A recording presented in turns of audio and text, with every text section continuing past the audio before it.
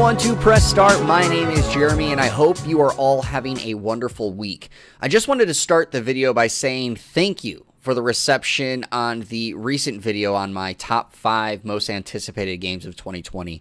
It actually became my highest viewed, liked, and commented video in a single day, and it currently has been my most watched video since 2015. I can't begin to describe how amazing it felt watching all that come in and seeing the reception of that video, and it surely was a big boost of confidence to kick off 2020. With that said, if this is your first time to the channel or you're returning for a second video, be sure to hit the subscribe button so that you can be notified of future videos. And if you like what I'm doing, give this video a thumbs up and leave a comment down below on any of the news that you liked that I included for this video, or any news that maybe I missed. And all of that will really help me continue to make content for you guys and potentially expand on what I can offer. So let's get to the jam pack. First news of the week is a heartbreaking one for me and potentially for many of you out there. Bandai Namco's original IP game projects general manager, Katsuhiro Harada, has confirmed a Xenosaga remaster was considered but shot down by the company. In a tweet, Harada said, "It actually progressed to the remaster plans, but failed in a profitable market analysis. Sorry guys, this plan will be difficult to resurface." This is heartbreaking for me as I loved Xenosaga Episode 1 back on the PlayStation 2, and I never got a chance to play Episode 2 or 3. So I really hoped this would get a remaster, or at least the games ported over to the newest consoles, so I could finally play them all and finish that story. If this is the first time you've heard of this series, Episode 1 released back on the PS2 in 2002, Episode 2 in 2004, and Episode 3 in 2006. The first one sold over 1 million copies, and for critics and consumers, they had high hopes for the series. But then Episode 2 underperformed, and then Episode 3, based on sales, failed even more. Many actually blamed the second game for killing the series. Now, this is an RPG that was developed by Monolith Soft with a sci-fi universe. It follows a group of characters as they face both a hostile alien race called the Gnosis and human factions fighting for control of the Zohar, which is an artifact connected to a godlike energy called Yudo. Now, trust me, it sounds complicated, and it kind of is, but the story is totally worth it, and especially for me, the gameplay. I remember renting this game countless times from my local family video and playing it for hours on end. The game series was such a success in Japan, at least, though, that Cosmos, the main android from this series, is a beloved character by many and appears in a lot of different projects, including games like Project Xeno, and then, of course, in Monolith's newest game, Xenoblade Chronicles 2. This saga is slept on, in my opinion, and really deserves a chance to be remastered. I mean, you look at the success of .hack GU Last Recode, the remaster of the GU series, and I feel this trilogy could have just as much success and bring a lot of new fans to this series or the Xeno universe.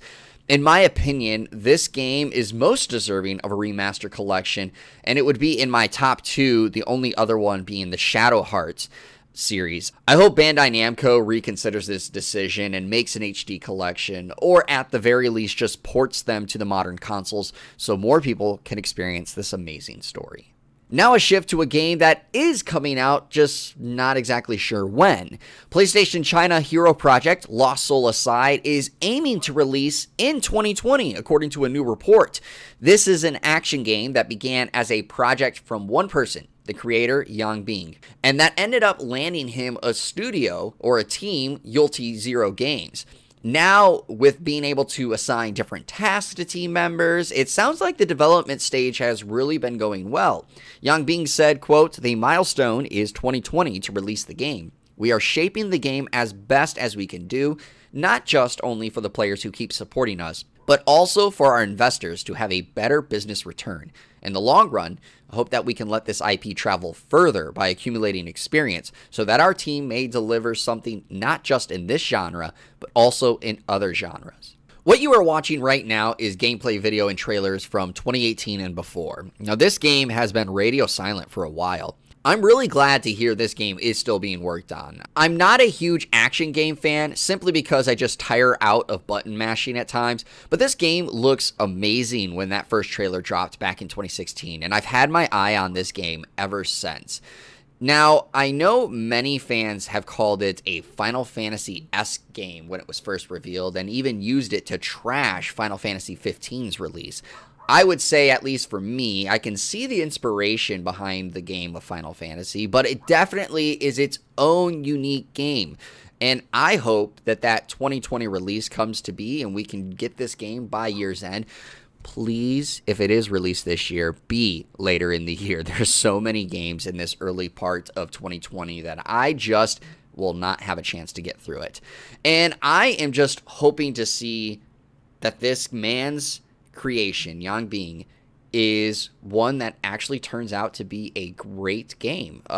Whether this game is amazing or just okay, I feel we all can at least give our congrats to this guy on releasing the game when it happens.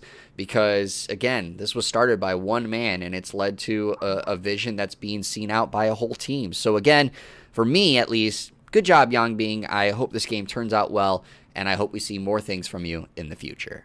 Next, fans of the Doki Doki Literature Club can get the hype train rolling, choo-choo, as the creator teased new content is on the way, or at least planned.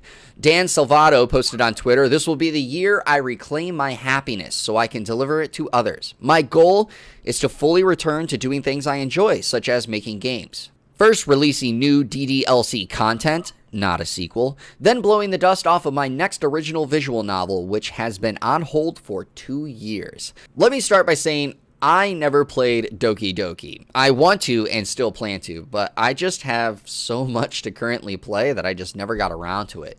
If you're new to this game, I will tell you it is a psychological horror visual novel that is free to play on Steam. And when you see the game at first, and you see that logo and the sprites of the game, it looks very happy and cheery, but it is far from it. Now, you might be asking, how do you know this if you've never played the game? Well, my dearest viewers, I have a lot of friends who've played this game, and they've told me it's messed up. And also, if you see the beginning of this trailer, it says it's not suitable for children. So yeah, that usually means it's pretty far from cheery. Also, the fact that I love Danganronpa, and Steam tells me that it is similar to that game, yeah, I pretty much know what to expect. Now, when it comes to the content, however, I don't know what to expect. I mean, it is a visual novel, and Salvato said that it is not a sequel. So that means to me maybe it's a prequel or a side story of the game, because you can't really add other game modes to visual novels unless Salvato's got something that I don't know up his sleeve. I would recommend checking out this game, though, if you haven't. It currently has an overwhelmingly positive review, standing with over 120,000 reviews. That's saying a lot. Salvato did not say when it could come out or how far along the content could already be, but keep your eyes and ears here on the channel for when that content will drop. I'm adding this little section here with rapid fire stories. Basically, this is going to be some game releases or updates that are coming out that I feel are warranted to be in the video, but just don't have a whole lot to say about them. The first one includes Rare has announced Sea of Thieves surpassed 10 million players total for the game, which is a great sign for the company. And this includes those who purchased the game on Xbox, PC, as well as play it through the Xbox Game Pass. But the next big update, called Legends of the Seas, will come out on January 15th, and it's free. Samurai Showdown comes to Switch on February 25th. This is a 2D fighting game that's made by SNK that is a lot of fun. I have it on the PS4, and I love it. The game will be $50 or $49.99, and if you buy it now, you can get it for an additional 10% off. And Wargroove, an indie turn-based strategy game, will drop its free DLC called Double Trouble on February 6th for Xbox One, Switch, and PC, with the PS4 version coming soon after. The game is heavily inspired by Advance Wars, and I haven't played it, but I will say it looks like a great game. Finally, the last pieces of news for this jam pack comes from the Pokemon Direct that just ended shortly before the recording of this video. Game Freak has announced Pokemon Mystery Dungeon Rescue Team DX for Switch. It will launch on March 6th, and a demo is actually available right now if you want to go and try it out. Now, this is a remake of the 2006 games for the Game Boy Advance. I actually have never played any of the Mystery Dungeon games, so I don't know much on them. I will play that demo, though, and give you my thoughts in a later video, but I do know some actually call the original games, the ones back on the Game Boy Advance, as some of the best in the series. And I know friends of mine have really been calling for a new entry in the Mystery Dungeon series. And while this one isn't technically new, I'm sure they'll at least be happy with getting this one and getting a remake of it. The art design, for me, is a little interesting. I actually like it. I know some people I was reading weren't a whole lot happy with it, but for me, it reminds me a lot of Okami, which I think is a beautiful game. So, yeah, I'm looking forward to this one and looking forward to playing that demo. Lastly, the other piece of news, Pokemon Sword and Shield are getting an expansion. The content will include 2 new areas, the first being the Isle of Armor, which will drop by the end of June, and the Crown of Tundra, which will arrive in the fall. With the new area comes new Pokemon and the return of more than 200 past Pokemon that weren't in the original release of the game. Now, there will also be more Galarian forms of Pokemon being introduced, and they showed off one with Slowpoke. I'll link to an article in the description below for you to read all of the content because there is a lot to digest in it, but in my opinion, there is one drawback. So I will first get to the good news around this DLC, in my opinion. First is the DLC will cost $30 and you will get both areas when you get that expansion. And if you don't plan to get the expansion, you can still get the Pokemon through trading and link trades. So in my opinion, that's a good thing. It makes the DLC not forced upon every player if they want to get these extra Pokemons. And you can still get a chance to fill out that extra Pokedex. The bad news, however, is if you own both versions of the game, you actually have to buy the DLC for both games. You can't just buy for one and have it for both. And so that means you will have to shell out $60 to get the DLC for both games. Now, I find this as a drawback, but I know that some are going to say, well, Jeremy, you don't have to buy both DLC as it only gives you the regions. And I get that. But for some big fans, they're going to want the DLC for both their games. And for me, the reason being is because there are exclusive Pokemon even in this DLC. So those people are going to have to shell out that extra money. I understand it. Again, these are technically 2 different games. But I just feel that this just adds cost to consumers who really want to get the most out of Pokemon.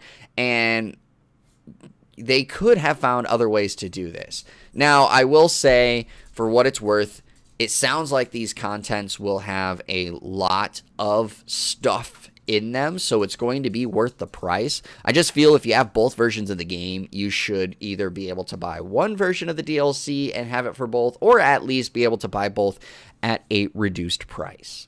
Now to our featured comment, and it comes from Kairu23, who commented on the most anticipated games of 2020 video, saying, quote, I agree on Last of Us Part 2, Resident Evil 3, and Final Fantasy 7. I'd throw in Cyberpunk in there and Ghost of Tsushima. Doom, Halo are honorable mentions. As I put in my video, Cyberpunk is in my honorable mentions, so I will agree I am looking forward to that game. And I will also say I am looking forward to Ghost of Tsushima. I forgot to include it in that video, even though I told my wife when the trailers dropped how much I was looking forward to that game. So I'm not quite sure how I missed it. And I am looking forward to Halo just to see what comes out of this newest entry. For myself, though, I'm not a huge Doom fan, so I'm not really looking forward to that one, but I might possibly check it out. I'll just restate, though, that 2020 seems like it's going to be a great year for gamers, as there is so many games releasing, and a lot of them ones that have been anticipated for a long time. Well, that's all we have here on the video. I hope you enjoyed it. And if you did, once again, make sure you give this video a thumbs up and hit that subscribe button so you can get notified of future videos. And also consider hitting the bell so you're notified of every time I post a new video. Thank you again for watching. And as always, remember your gaming news starts here. Zara, did you want to be in the video? Did you want to be in the video? Come here. Zara wanted to say bye as well.